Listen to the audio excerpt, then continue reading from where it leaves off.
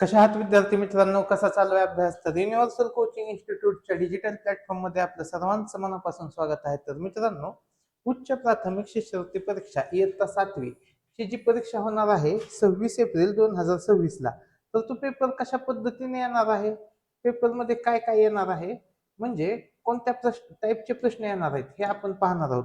हाच पेपर येणार आहे का, तर हा पेपर येणार नाही हे पहिलंच मी सांगतो की अशा पद्धतीचे प्रश्न येतील बघा. हे अशा पद्धतीने प्रश्न येणार आहेत आपल्याला, ह्या पॅटर्नचे प्रश्न येणार आहेत. तर तुम्ही जास्तीत जास्त ह्या पॅटर्नच्या प्रश्नांची तयारी करा, म्हणजे तुम्हाला जास्तीत जास्त गुण मिळतील. परत परत मुलं एकच कमेंट करतात की हाच पेपर येणार आहे का, हाच पेपर. हा जो पेपर येणार आहे तो आपल्याला 26 एप्रिललाच करणार आहे, पण त्या पेपरचा पॅटर्न कसा येणार आहे तो आपण आज पाहणार आहोत. की तुम्हाला म्हणजे काय करावं लागेल की कानडी भाषेतील शब्द नाही, म्हणजे अशा टाईपचे प्रश्न जे आहेत ते तुम्हाला त्या प्रश्नांची जास्तीत जास्त प्रॅक्टिस करण्यासाठी आपल्याला हे सेशन आहे. तर बघा, आपल्याला या सेशन मध्ये काय असणार आहे, तर 2026 ला कशा पद्धतीने पेपर येणार आहे आणि त्याचे उत्तर आपण कसे काढायचे, तर हे आपण आजच्या लेक्चर मध्ये पाहणार आहोत. तर लक्ष्मीकांत सागरे सर हे आपलं इथून पुढचं मार्गदर्शन करतील. तर चला चालू करूया. चला विद्यार्थी मित्रांनो, आपण मराठीचा जो पेपर आहे तो आपण समजून घेऊया, त्याचे योग्य ते पर्याय निवडूया. चला, पहिला प्रश्न आहे बघा. ही जी कविता आहे ही कविता प्रथम काळजीपूर्वक वाचायची. यामध्ये प्रश्न क्रमांक 1 ते 3 साठी सूचना दिलेल्या आहेत. पुढील कविता काळजीपूर्वक वाचा, त्या खालील विचारलेल्या प्रश्नांची योग्य उत्तरे पर्यायातून निवडा. यासाठी पहिल्यांदा आपल्याला कविता योग्य प्रकारे वाचावी लागेल. पहिला प्रश्न, अपंग व्यक्तीचा उपहास कोणाकडून होत आहे? अपंग व्यक्तीचा उपहास कोणाकडून होत आहे? बघा इथं सुरुवातीलाच आहे बघा, इथं मजुरांकडून, दिनांकडून, आश्रितांकडून आणि धनिकांकडून. आता इथं दौलतीची हा जो शब्द आहे बघा, दौलतीची हा जो शब्द आहे दौलतीची, दौलतीची म्हणजेच काय? श्रीमंत, धनवान, धनसंपत्ती असणारे तेच काय झाले? धनिक. काय झाले? धनिक. म्हणजेच अपंग व्यक्तीचा उपहास कोणाकडून होत आहे? तो आहे धनिकांकडून होत आहे. कोणाकडून होत आहे? धनिकांकडून. चला पुढचा प्रश्न बघूया. पुढे दुसरा प्रश्न, कीव येणे हा वाक्प्रचार कवितेत कोणत्या अर्थाने वापरला आहे? कीव येणे हा वाक्प्रचार कवितेत कोणत्या अर्थाने वापरला आहे? त्यामध्ये पहिला पर्याय आहे किळस वाटणे, दया येणे, मत्सर वाटणे, रडू येणे. आता इथे कविता ही अपंग व्यक्तीविषयी आहे. कोणाविषयी आहे? अपंग व्यक्तीविषयी आहे. म्हणजे अपंग व्यक्तीची अवस्था पाहून काय होतं? कीव येते की नाही? कीव येते. मग आता कीव म्हणजेच काय? दया येणे. कीव म्हणजेच काय? दया येणे. कीव येणे ह्या वाक्प्रचाराचा कवितेत कोणत्या अर्थाने वापरला आहे शब्द? दया येणे. त्यामुळे पर्याय नंबर 2 हे त्याचं उत्तर आहे. पुढचं बघा, कवितेतील आशयानुसार खाली विधाने दिली आहेत, त्यातील योग्य विधानांचा पर्याय निवडा. आता पहिलं विधान आहे मजुराला दीनबंधू म्हटले आहे. दुसरा आहे अपंग व्यक्तीची जीभ ओरडून कोरडी झाली आहे. तिसरा आहे कवितेतील वर्णन आदिवासी पाड्यातील आहे. बघा यामध्ये मजुराला दीनबंधू म्हटले, बरोबर आहे. कवितेमध्ये तुम्ही बघा मजुराला दीनबंधू म्हटलेला आहे. त्यानंतर अपंग व्यक्तीची जीभ ओरडून ओरडून कोरडी झालेली आहे, हे पण बरोबर पर्याय आहे. तिसरं बघा कवितेतील वर्णन आदिवासी पाड्यातील आहे, चुकीचं आहे. हे कवितेतील वर्णन हे शहरातल्या गर्दीचा आहे. कशातला आहे? हे जे चुकीचं आहे.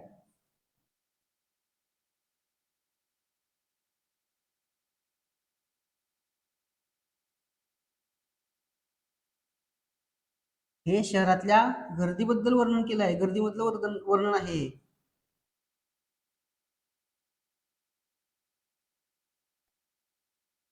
मग आता अ आणि ब इथंच प्रश्नामध्येच दिलंय योग्य विधानांचा पर्याय निवडा. त्यामुळे अ आणि ब हे पर्याय योग्य आहेत. त्यामुळे पर्याय क्रमांक 3 अ आणि ब हा योग्य आहे. चला पुढचा प्रश्न,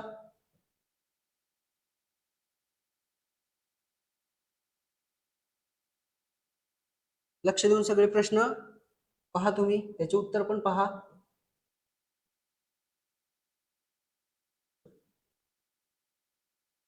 चला प्रश्न चौथा.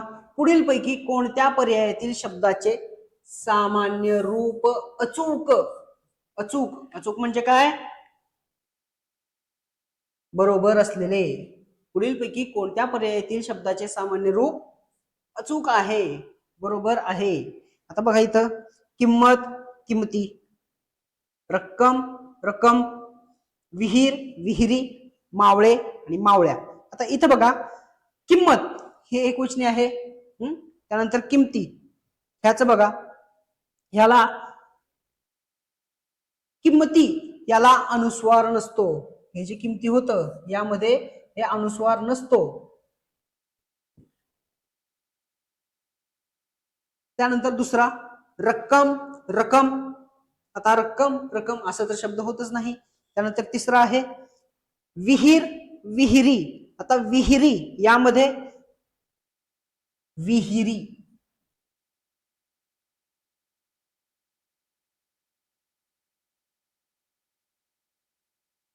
वेलांटी ही रहस्व पाहिजे. वेलांटी कशी पाहिजे? रहस्व. विहिरीला वेलांटी रहस्व पाहिजे. त्यानंतर आहे मावळे मावळ्या.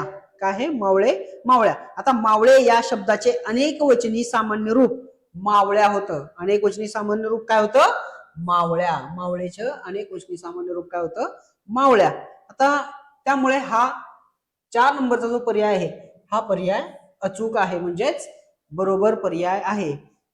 हा विहिरी हे दीर्घ वेलांटी झाली, पण आपल्याला ह्रस्व वेलांटी पाहिजे, त्यामुळे हे चुकले. किंमत किंमती, किमती होताना अनुस्वार नकोय, त्यामुळे हा पण पर्याय चुकीचा आहे.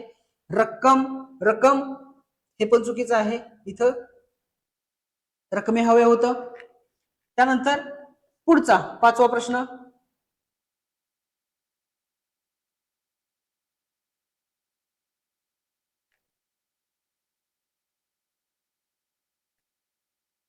पुढील पैकी भाववाचक नाम कोणते? आता भाववाचक, भाव म्हणजेच काय?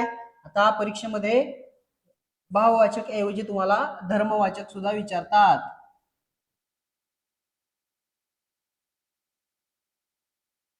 पुढील पैकी भाववाचक नाम कोणते? भाववाचक ऐवजी तुम्हाला धर्मवाचक नाम असं पण विचारू शकतात. पुढील पैकी धर्मवाचक नाम कोणते असं पण विचारू शकतात. आता इथे पर्यायामध्ये रागीट, नैपुण्य, सुंदर आणि नूतन असं दिलेलं आहे.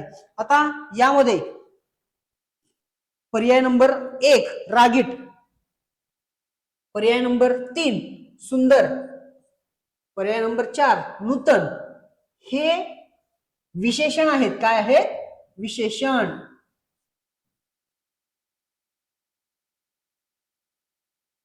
रागीट, सुंदर आणि नूतन हे विशेषण आहेत, आणि नैपुण्य हे नैपुण्य जे आहे ते भाववाचक आहे. यामधून काय दिसतो? भाव दिसतो, त्यामुळे हे नाव आहे भाववाचक नाम. त्यामुळे पर्याय नंबर 2 हे बरोबर आहे. पुढचा आहे प्रश्न 6वा. हे घे तुला विमान प्रवासासाठी 50,000 रुपये या वाक्यातील अधोरेखित शब्दाचे लिंग ओळखा. अधोरेखित शब्दाचे लिंग ओळखा. आता रुपये, रुपये म्हणजे काय झालं? अनेक झालं. रुपया याचं एकवचनी करायचं रुपया. रुपया, रुपयात आपण काय म्हणतो? तो रुपया. कसं म्हणतो? तो रुपया. तो म्हणजेच काय? आता तो रुपया, तो रुपया म्हणजेच पुल्लिंगी शब्द आला, आणि ते रुपये, ते रुपये झालं नपुंसकलिंगी शब्द झाला. त्यामुळे पुल्लिंग हे त्याचं पर्यायचं बरोबर उत्तर आहे. पुढचं आहे 7 नंबर.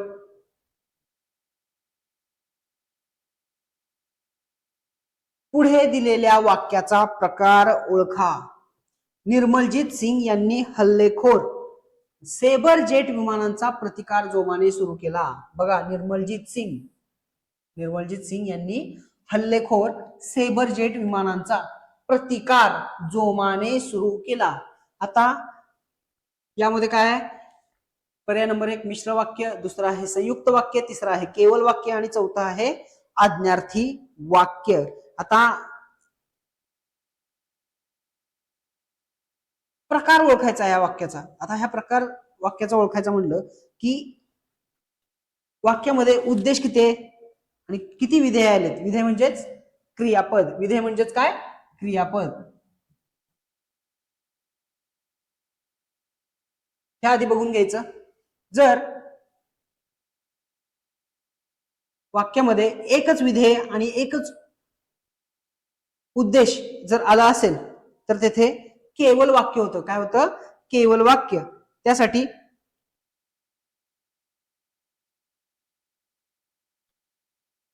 निर्मलजीत सिंग, हे जे निर्मलजीत सिंग आहे हे निर्मलजीत सिंग झालं उद्देश आहे. या वाक्यातलं काय आहे? उद्देश.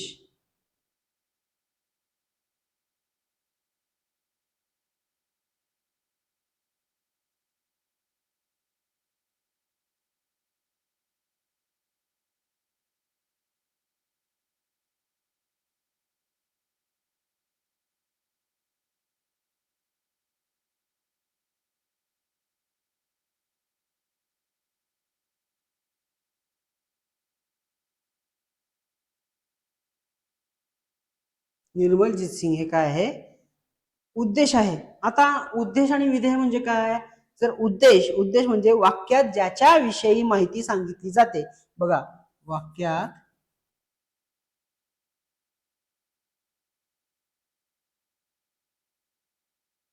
ज्याच्या विषयी माहिती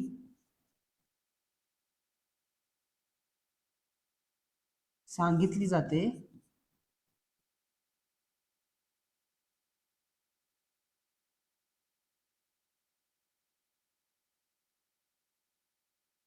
ते उद्देश. काय असतं? ते उद्देश असतं. वाक्यात ज्याच्याविषयी माहिती सांगितली जाते ते उद्देश असतं. आता इथं निर्मलजीत सिंग यांनी सेबर जेट विमानाचा प्रतिकार जोमाने सुरू केला. मग आता यामध्ये माहिती कोणाविषयी सांगितली? निर्मलजीत सिंग यांच्याविषयी माहिती सांगितली आहे. आता यामध्ये विधेय सुद्धा बघायचं असतं. या वाक्यात विधेय कोणतं आहे ते बघायचं असतं. आता विधेय म्हणजे काय? उद्देशाविषयी जे काय सांगितले जाते. आता जो उद्देश आहे आपला निर्मलजीत सिंग, आता या उद्देशाविषयी जे काय सांगितले जाते त्याला विधेय म्हणतात. आता यामध्ये सेबर जेट विमानांचा प्रतिकार जोमाने सुरू केला. आता हे जे आहे निर्मलजीत सिंग यांच्याविषयी म्हणजे या उद्देशाविषयी सांगितलेलं आहे. मग यामध्ये सेबर जेट विमानांचा प्रतिकार जोमाने सुरू केला हे जे आहे ते आहे विधेय. काय आहे? विधेय. आता विधेय म्हणजे काय? उद्देशाविषयी जे काही सांगितले जाते. उद्देशाविषयी जे काही सांगितले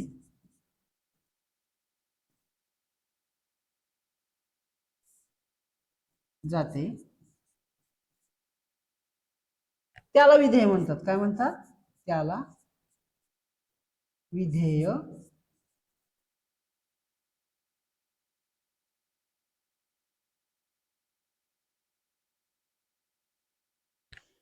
त्याला विधेय म्हणतात. मग आता इथे सुरू केला हे जे आहे हे आहे क्रियापद. सुरू केला हे काय आहे? क्रियापद.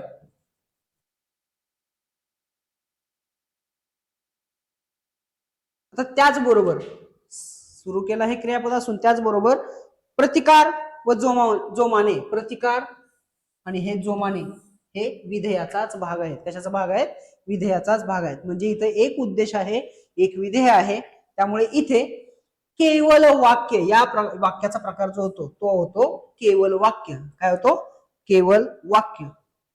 म्हणजेच पर्याय क्रमांक 3 हे याचं बरोबर उत्तर आहे. चला पुढचं पाहू.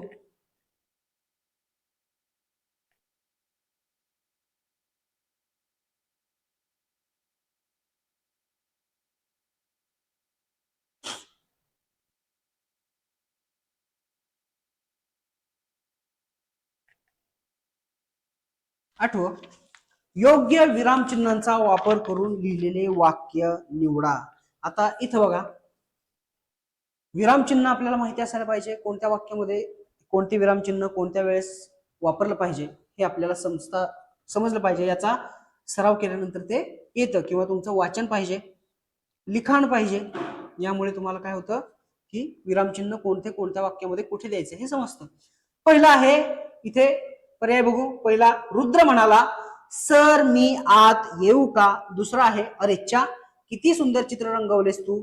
तिसरा आहे, शाळेतील विद्यार्थी, भांडार, प्रयोगशाळा, संगणक कक्ष, वाचनालय या सुविधा सुसज्ज आहेत. त्यानंतर चौथा आहे, साहेब म्हणाले, या नोटेतले 80 रुपयेच माझे आहेत, पण बाकी 20 रुपयांचं काय. असे हे 4 पर्याय आहेत. त्यामध्ये पहिला पर्याय बघू आपण. रुद्र म्हणाला, सर मी आत येऊ का. इथे आत येऊ का असं विचारलंय, म्हणजेच काय, इथे प्रश्नचिन्ह येतं. इथं काय येतं, इथं प्रश्नचिन्ह येतं, परंतु इथं आलेलं नाही. इथे उद्गारवाचक चिन्ह दिलंय, त्यामुळे हा पर्याय सुद्धा चुकीचा आहे. त्यानंतर दुसरा बघू, अरेच्चा किती सुंदर चित्र रंगवलेस तू. आता इथे प्रश्नचिन्ह दिलेलं आहे, अरेच्चा किती सुंदर चित्र रंगवलेस तू, म्हणजे इथं काय पाहिजे, इथं आश्चर्य दाखवलं, म्हणजे इथं उद्गारवाचक चिन्ह आलं पाहिजे. त्यामुळे हा पर्याय पण चुकीचा आहे.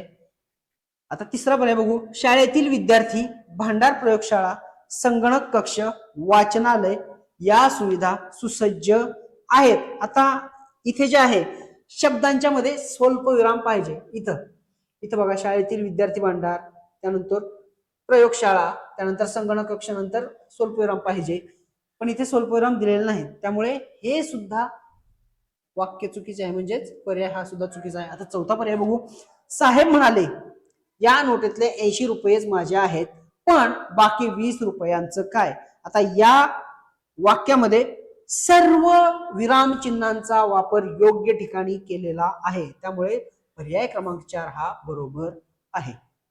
पुढचा प्रश्न बघू.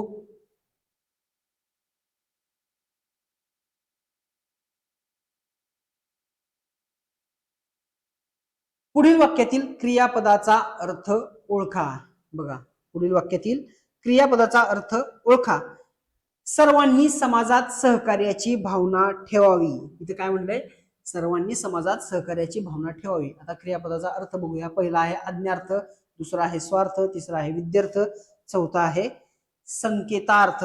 काय चौथा, संकेतार्थ. आता यामध्ये ज्या क्रियापदाच्या रूपावरून कर्तव्य, शक्यता, योग्यता किंवा इच्छा यांचा बोध होतो. बघा, क्रियापदाच्या रूपावरून. आता ठेवावी हे काय आहे, इथं ठेवावी हे आहे क्रियापद. काय आहे, क्रियापद.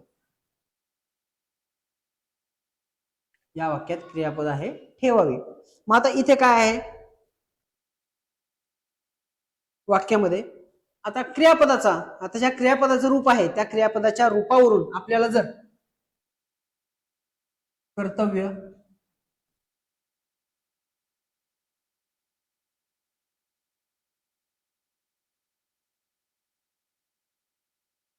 कर्तव्य, त्यानंतर शक्यता,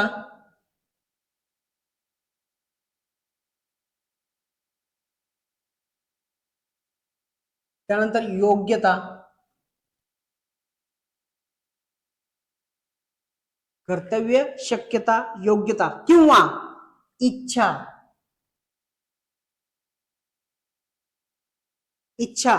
यांचा बोध जर आला किंवा बोध जर झाला तर येथे विद्यार्थ हा क्रियापदाचा अर्थ होतो. काय होतो, विद्यार्थ. म्हणजे पर्याय क्रमांक 3 याचं उत्तर आहे, सर्वांनी समाजात सहकार्याची भावना ठेवावीच. म्हणजेच एक कर्तव्य, आपले कर्तव्य होऊ शकतं किंवा इच्छा पण असू शकते. त्यामुळे हे जे वाक्य आहे ते विद्यार्थ वाक्य आहे. त्यानंतर पुढचा घेऊया आपण, 10वा प्रश्न बघूया आपण. पुढीलपैकी कोणत्या पर्यायातील अलंकारिक शब्दाचा अर्थ अयोग्य आहे. बघा, अलंकारिक जो शब्द आहे त्या अलंकारिक शब्दाचा अर्थ अयोग्य म्हणजे चुकीचा आहे. हे बघूया आपण. पर्याय क्रमांक 1 बघू, झारीतला शुक्राचार्य, पडद्यामागचा सूत्रधार, हे सुद्धा बरोबर आहे. वाघिणीचे दूध अंगात शौर्य उत्पन्न करणारी गोष्ट, हे बरोबर आहे. बजबपुरी म्हणजेच काय, गोंधळाची स्थिती, हे सुद्धा बरोबर आहे.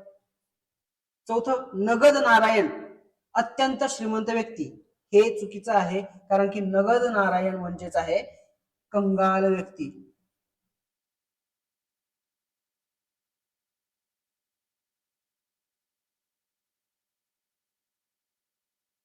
कंगाल व्यक्ती, नगद नारायण म्हणजेच कंगाल व्यक्ती. आणि अत्यंत श्रीमंत व्यक्ती म्हणजेच नवकोट नारायण. नवकोट नारायण म्हणजेच काय, अतिशय किंवा अत्यंत श्रीमंत व्यक्ती. त्यामुळे पर्याय नंबर हा 4 अयोग्य आहे, म्हणजेच पर्याय क्रमांक 4 हे याचं उत्तर आहे. चला पुढचा 11वा घेऊ. पुढील वाक्यपूर्तीसाठी योग्य वाक्प्रचार निवडा. माझ्या परदेशी मित्रांकडून आणि नातेवाईकांकडून त्या देशातील लहान मोठ्या नाण्यांची दुनियाही माझ्या दप्तरी दाखल होणे, इतिहास रचणे, मुठीत येणे, कवेत येणे. बघा, आता माझ्या परदेशी मित्रांकडून आणि नातेवाईकांकडून त्या देशातील, म्हणजे ते दुसरा देश आहे, त्या देशातील लहान मोठ्या नाण्यांची दुनिया आहे, म्हणजे लहान मोठे नाणे जे आहेत ते माझ्या दप्तरी दाखल झाले. दप्तरी दाखल म्हणजे त्याचा जो संग्रह असेल नाण्यांचा, त्या नाण्यांच्या संग्रहामध्ये ते दाखल झाले, म्हणजेच काय, दप्तरी दाखल झाले. पर्याय क्रमांक 1 हे त्याचं उत्तर आहे. 12वा प्रश्न बघू.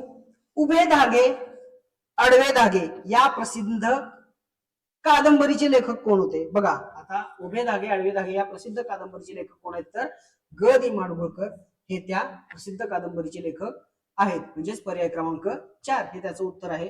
पुढचं बघूया. पुढीलपैकी अकर्मक कर्तरी प्रयोगाचे वाक्य ओळखा. पुढीलपैकी अकर्मक कर्तरी प्रयोगाचे वाक्य ओळखायचं आहे. पहिला आहे, मनूने आवाज सर्वदूर पसरवला. दुसरा आहे, प्रणाली सुंदर चित्र रेखाटते.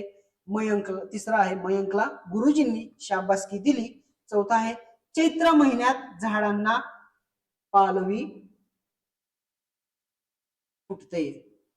आता इथं बघायचंय, आता अकर्मक कर्तरी प्रयोग म्हणजेच काय, ज्या वाक्यात कर्म नसते. बघा, ज्या वाक्यात काय कर्म नसते व क्रियापदाचे रूप कर्त्याच्या लिंग वचनानुसार बदलते.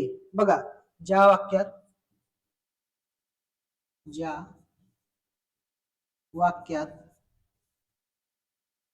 कर्म नसते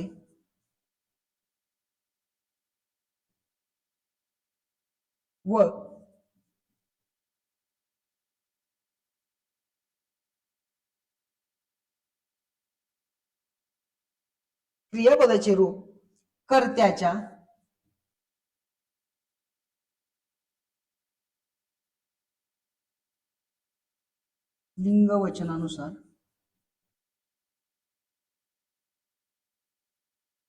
कर्त्याच्या लिंग वचनानुसार बदलते, ते आहे अकर्मक कर्तरी प्रयोग. त्याचं काय आहे? अकर्मक कर्तरी प्रयोग. आता इथे बघा, पर्याय क्रमांक 4 जो बघा, चैत्र महिन्यात झाडांना पालवी फुटते. आता या वाक्यामध्ये कर्म नाही, या वाक्यात कर्म नाही, आणि मग कर्म जिथे नाही तिथे काय होतं? अकर्मक. आणि इथे त्यामुळे पर्याय नंबर 4 चैत्र महिन्यात झाडांना पालवी फुटते, हा पर्याय क्रमांक 4 तो आहे, हे याचं उत्तर आहे. चला आता पुढचा घेऊ. बघा, प्रश्न क्रमांक 14 ते 16 साठी सूचना आहेत. पुढील संवाद काळजीपूर्वक वाचा. त्याखाली विचारलेल्या प्रश्नांची अचूक उत्तरे पर्यायातून निवडा. म्हणजे तुम्हाला उतारा दिलाय, त्या उतार्यावरील प्रश्न उत्तरे तुम्हाला द्यायची आहेत. बघा, 14वा प्रश्न, पारावर बसलेल्या गावकऱ्यांच्या गप्पांचा विषय कोणता होता? पारावर बसलेल्या गावकऱ्यांच्या गप्पांचा विषय कोणता होता? आता बघा, इथं पाटील पारावर बसून गप्पा कशाच्या मारताय? रघु, कालच्या यात्रेतल्या कुस्त्यांची चर्चा. दुसरं काय? म्हणजे इथं बघा, आता पर्याय क्रमांक 1 यात्रेतील हिशोबाचा, दुसरा आहे ग्रामपंचायतींच्या उत्पन्नाचा, तिसरा आहे गावातील न्याय निवाड्याचा, आणि चौथा आहे यात्रेत झालेल्या कुस्त्यांचा. इथं दुसरंच वाक्य आहे कालच्या यात्रेतल्या कुस्त्यांची चर्चा, म्हणजेच पर्याय क्रमांक 4 यात्रेत झालेल्या कुस्त्यांचा इथं विषय चालू होता. आता पुढचा प्रश्न आहे 15वा. पैलवानांची संख्या रोडावण्याचे कोणते कारण संवादात आले आहे? बघा, पर्याय क्रमांक 1 आहे कुस्ती खेळाबद्दल उदासीनता, दुसरा आहे प्रशिक्षकांची कमतरता, तिसरा आहे आर्थिक चणचण आणि चौथा आहे प्रसिद्धीची वानवा. आता इथं बघा, आता या उतारामध्ये हे वाक्य बघा, पाटील अलीकडे गावोगावी पैलवानांची संख्या कमी झाली. मग तिथं खालचं वाक्य, अरे रघु, पैलवान तयार करणं तरी सोपं आहे का? ते काय कमी खर्चाचं काम आहे होय. आता कमी खर्चाचं काम आहे होय म्हणजेच काय, इथे आर्थिक चणचण येऊ शकते, बरोबर ना? त्यामुळे पर्याय क्रमांक 3 हे त्याचं उत्तर आहे. पैलवानांची संख्या रोडवण्याचे कोणते कारण संवादात आले आहे? तर आर्थिक चणचण हे तिथं आलेलं आहे. पुढचा 16वा प्रश्न घेऊया आपण. वरील संवाद झाला त्या ठिकाणी किती व्यक्ती असाव्यात? बघा, आता जो उतारामधला जो संवाद झालेला आहे त्या संवादामध्ये किती व्यक्ती असाव्यात असं विचारलेलं आहे. पर्याय क्रमांक 1 आहे 4, दुसरा आहे निश्चित सांगता येत नाही, तिसरा आहे 3 आणि चौथा आहे 5.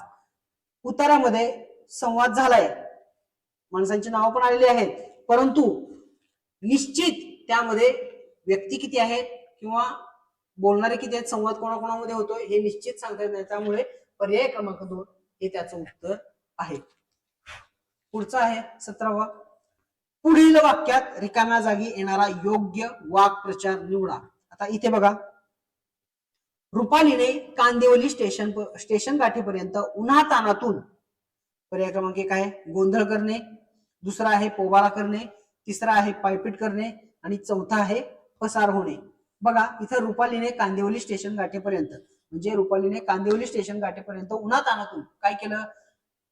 गोंधळ केला का? नाही, येऊ शकत नाही हे. त्यानंतर दुसरं पोबारा करणे. पोबारा करणे म्हणजेच काय? पळून जाणे येतं. याचं पण उत्तर काय येतं?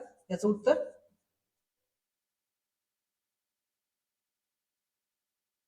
पळून जाणे. पोबारा करणे म्हणजे पळून जाणे. तिसरं बघा, पायपीट करणे. आता हे पायपीट करणे म्हणजे चालणे किंवा चालत जाणे.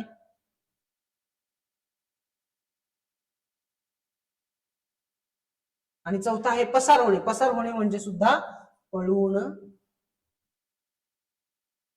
जाणे. त्यामुळे पर्याय क्रमांक 3 बघा, पायपीट करणे, चालत जाणे. रुपालीने कांदिवली स्टेशन गाठीपर्यंत उन्हातानातून पायपीट केली, म्हणजे पर्याय क्रमांक 3 हे त्याचं उत्तर आहे. पुढे बघा,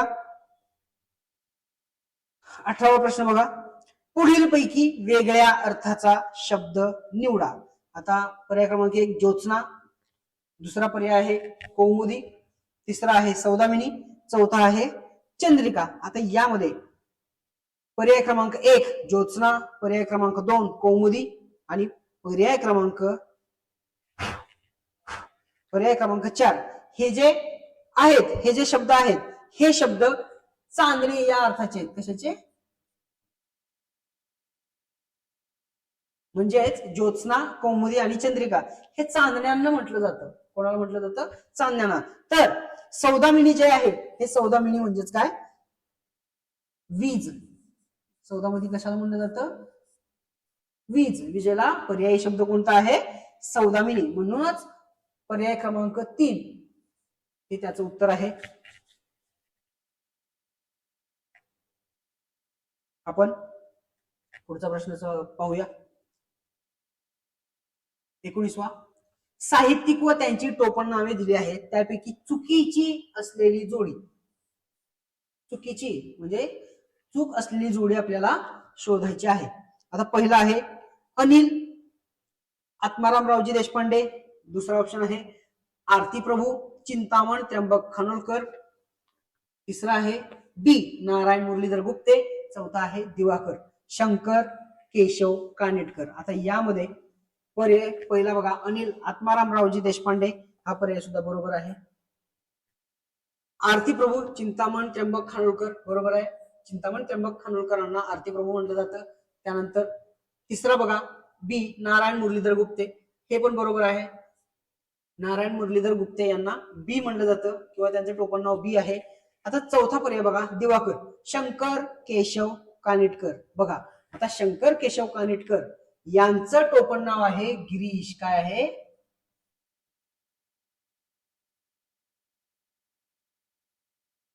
यांचं टोपण नाव काय आहे? गिरीश. तर दिवाकर हे टोपण नाव शंकर काशीनाथ गर्गे.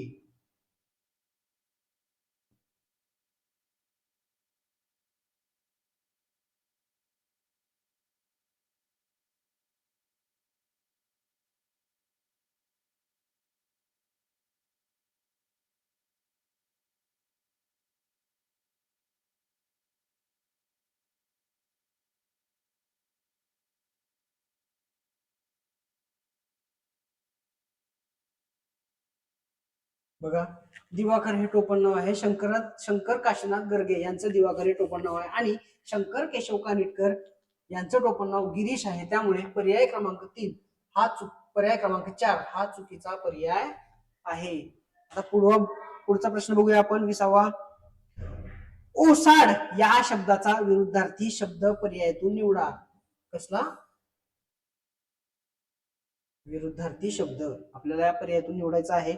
बघा इथे ओसाड याचा पर्याय नंबर 1 नापिक, दुसरा आहे सुपीक, तिसरा आहे माळरान, चौथा आहे मरुद्यान. चौथा काय आहे? मरुद्यान. आता पहिला बघूया. नापिक म्हणजेच काय? जिथे पीक कोणत्याही प्रकारचं कसलंही पीक येत नाही ते आहे नापिक. दुसरा आहे सुपीक म्हणजे काय? जिथे चांगल्या प्रकारचं पीक येते.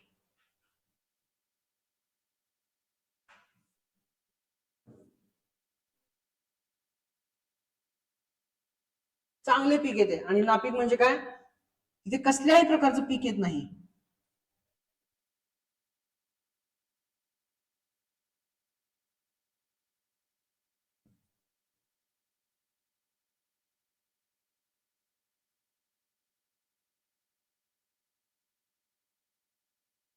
पीक नसणारी जमीन नापीक. त्यानंतर आहे तिसरं माळरान. माळरान म्हणजे पडीक असलेली मोठी मोकळी जमीन. पडीक असलेली, पडून असलेली मोठी मोकळी जमीन.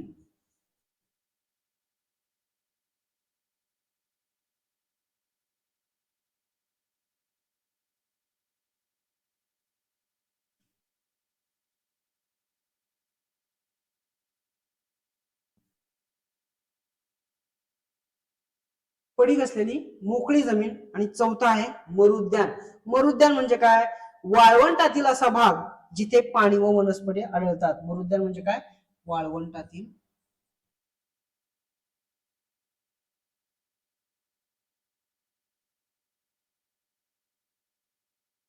वाळवंटातील एक भाग जिथे काय आहे? पाणी आणि वनस्पती आढळतं. पाणी व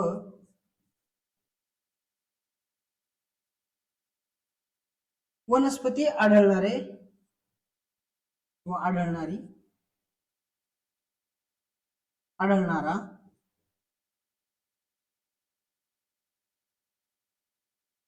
भाग. वाळवंटातील पाणी व वनस्पती आढळणारा भाग म्हणजेच काय? मरुद्यान. मग आता इथं बघा पर्याय क्रमांक 1 बघा.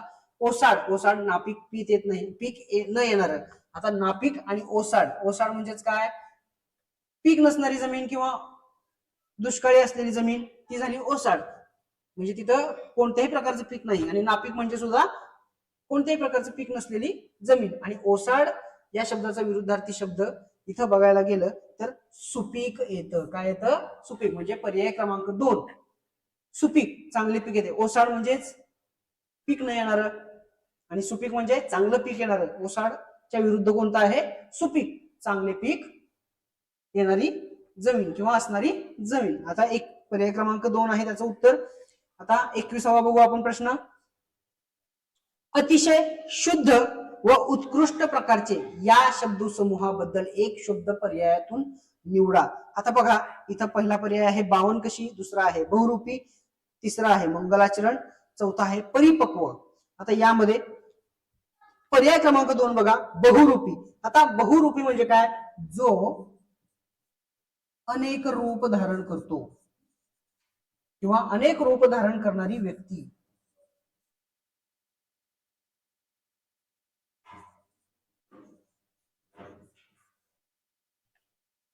त्यानंतर तिसरं मंगलाचरण. मंगलाचरण म्हणजे कोणत्याही शुभ कार्याची सुरुवात करताना केलेली प्रार्थना. बघा, कोणतेही शुभ कार्याची सुरुवात करताना केलेली प्रार्थना. आणि चौथा आहे परिपक्व. परिपक्व म्हणजे पूर्णपणे तयार झालेला, त्याला म्हटलं जातं परिपक्व, पूर्णपणे तयार झालेला. आता पर्याय नंबर 1 बघा, 52 कशी. 52 कशी म्हणजेच काय? अतिशय शुद्ध व उत्कृष्ट प्रकारचे. म्हणजेच पर्याय क्रमांक 1 हे त्याचं उत्तर आहे. आता पुढचं बघू, प्रश्न क्रमांक 22. कार्यक्रम पूर्ण झाल्यानंतर व्यवस्था करणे या अर्थाची योग्य म्हण निवडा. आता कार्यक्रम पूर्ण झाल्यानंतर व्यवस्था करणे या अर्थाची म्हण आपल्याला बघायची. पर्याय क्रमांक 1 बघा, प्रयत्नांती परमेश्वर. दुसरा आहे भुकेला कोंडा आणि निजेला धोंडा. तिसरा आहे बैल गेला आणि झोपी केला. चौथा आहे अन्न छत्री जेवणे वर मिरपूड मागणे. आता यामध्ये पर्याय क्रमांक 1 बघा, प्रयत्नांती परमेश्वर. प्रयत्नांती परमेश्वर म्हणजे सतत प्रयत्न केल्यास अशक्य गोष्ट ही शक्य होते. सतत जर प्रयत्न केलं तर अशक्य गोष्ट ही काय होते? शक्य होते. जे झालं प्रयत्नांती परमेश्वर. त्यानंतर दुसरा आहे भुकेला कोंडा आणि निजेला धोंडा. याचा अर्थ आहे खूप भूक लागली असेल तर साधे अन्न ही काय लागते? गोड लागते. बघा, आणि खूप झोप येत असेल तर दगडही उशीसारखा वाटतो. बघा, जर खूप भूक लागली असेल तर साधं अन्न हे आपल्याला काय होतं? गोड लागतं. आणि खूप झोप येत असेल तर आपल्याला दगड सुद्धा काय लागतं? काय वाटतं आपल्याला? उशीसारखा वाटतो.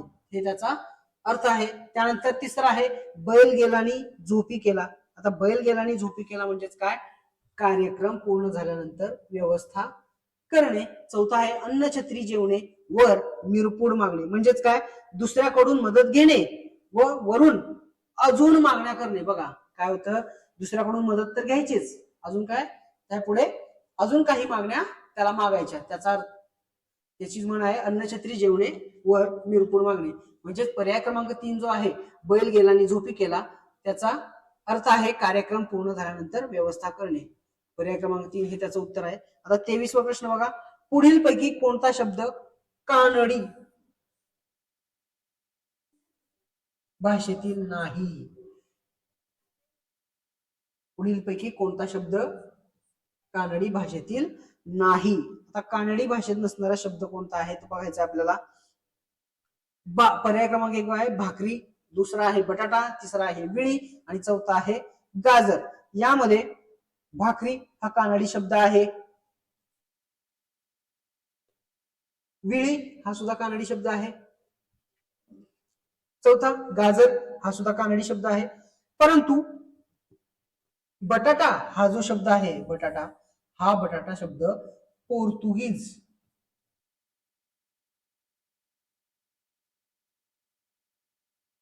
पोर्तुगीज भाषेतला आलेला हा शब्द आहे. म्हणजेच पोर्तुगीज भाषेतला शब्द कोणता आहे? बटाटा.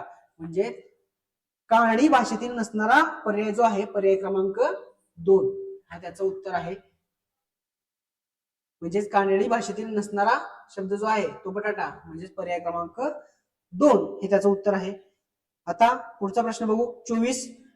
वसुंधरा या शब्दातील अनुस्वाराचा उच्चार कोणत्या पर सवर्णासारखा होतो? बघा, वसुंधरा जो शब्द आहे, या शब्दातील अनुस्वाराचा जो उच्चार आहे तो उच्चार कोणत्या पर सवर्णासारखा होतो हे बघायचं आपल्याला. आता वसुंधरा याचा अनुस्वाराचा उच्चार हा न या पर सवर्णासारखा होतो. म्हणजेच पर्याय क्रमांक 2 हे त्याचं उत्तर आहे. वसुंधरा, आपण जर शब्दोच्चार जर केला वसुंधरा, तर वसुंधरा अनुस्वाराचा उच्चार न सारखा येतो. त्यामुळे इथे अनुस्वाराचा उच्चार हा न या पर सवर्णासारखा होतो. म्हणजेच पर्याय क्रमांक 2 हे त्याचं उत्तर आहे. आता पुढचा प्रश्न आहे शेवटचा, प्रश्न क्रमांक 25. संधी नियमानुसार विसंगत शब्द कोणता? संधी नियमानुसार विसंगत शब्द हा कोणता आहे ते बघायचं आहे. बघा मी परत एकदा 24वा सांगतो. वसुंधरा या शब्दातील अनुस्वाराचा उच्चार जो आहे तो कोणत्या परसवर्णासारखा होतो, तर न या परसवर्णासारखा होतो. परंतु इथं अनुस्वाराच्या पुढं जर त, थ, द, ध आणि न जर वर्ण आले म्हणजेच कोणते त, थ, द, ध, न हे जर वर्ण आले तर त्या अनुस्वाराचा उच्चार त्या वर्गातील अनुनासिकेप्रमाणे म्हणजेच न सारखा होतो. त्याचा उच्चार कसा होतो? न सारखा होतो. म्हणजेच वसुंधरा मध्ये अनुस्वारापुढे ध आहे, बरोबर, द आहे म्हणून त्याचा उच्चार कसा केलाय बघा, इथं ध आहे त्यामुळे त्याचा उच्चार कसा केलाय न, म्हणजेच पर्याय क्रमांक 2 हे त्याचं उत्तर आहे. आता 25 कडे जाऊया आपण. 25वा संधी नियमानुसार विसंगत शब्द कोणता? आता इथे पर्याय क्रमांक 1 आहे बुद्धार, दुसरा आहे सच्चरित्र, तिसरा आहे सज्जन आणि चौथा आहे तट्टिका. आता यामध्ये पहिला जो आहे पहिला आहे भूतधार याचा जर संधी बघायला गेलं भू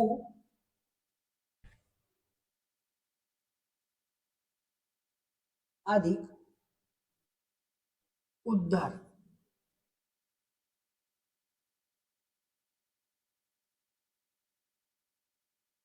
बरोबर. त्यानंतर आता इथे आता इथं दीर्घ उकार दिलाय म्हणजेच काय येतं इथं उ अधिक उ, बरोबर. म्हणजे इथं काय झाली? ही स्वरसंधी झाली. काय झाली? स्वरसंधी. त्यानंतर दुसरा पर्याय आहे सच्चरित्र. आता इथं सच्चरित्र इथं सत अधिक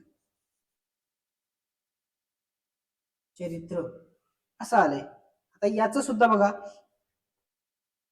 त आणि च यांची संधी झालेली आहे. म्हणजेच काय? ही व्यंजन संधी आहे. कोणती संधी आहे? व्यंजन संधी आहे. आता त्यानंतर तिसरा पर्याय बघू सज्जन. आता इथं सज्जनच्या इथं सत याची संधी बघू कशी होती, सत अधिक जन याची संधी होती. तर इथं त आणि ज ही व्यंजन संधी झालेली आहे. त्यानंतर चौथं तट्टिका. आता इथं तट्टिकाच्या इथं तत अधिक टीका याच झालंय. त्यामुळे इथं त आणि ट याचं काय झालंय ट, बरोबर. म्हणजेच इथं बघायला गेलं तर तुम्ही पर्याय क्रमांक 1 बघा, इथं स्वर संधी झालेली आहे आणि बाकी 2, 3 आणि 4 या पर्यायामध्ये व्यंजन संधी झालेली आहे. म्हणजेच पर्याय क्रमांक 1 हे विसंगत आहे. संधीच्या नियमानुसार पर्याय क्रमांक हे का विसंगत आहे, कारण की पर्याय क्रमांक 1 मध्ये स्वर संधी झाली आणि 2, 3, 4 या पर्यायामध्ये व्यंजन संधी झालेली आहे. अशा प्रकारे आपल्या जो फेब्रुवारी 2026 चा जो पेपर आहे त्या पेपरचा आपण काय केलंय विश्लेषण केलेलं आहे. त्या प्रकारे तुम्ही पण हा व्हिडिओ पाहून घ्या आणि छान असा अभ्यास करा. धन्यवाद.